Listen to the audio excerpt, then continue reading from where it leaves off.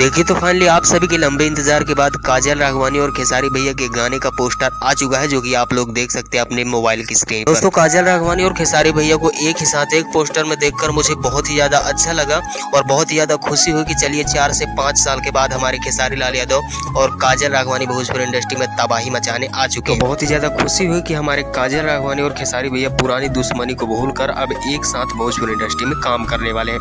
अब आप सभी को पता है कि काजल राघवानी और खेसारी भैया का पहला सॉन्ग होने वाला है, जिस सॉन्ग का टाइटल है डाले के बा।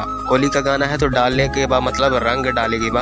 और इस गाने को कल हमारे अनुपमा फिल्म से रिलीज किया जाएगा 6:15 में, तो आप लोग तैयार हैं। वैसे दोस्तों आप लोग इस गाने के माध्यम से क्या कहना चाहेंगे कमेंट कीजिए, और आप लोग काजल राघवानी और खेसारी भैया के गाने को लेकर कितना एक्साइटेड है ये भी हमें कमेंट कीजिए।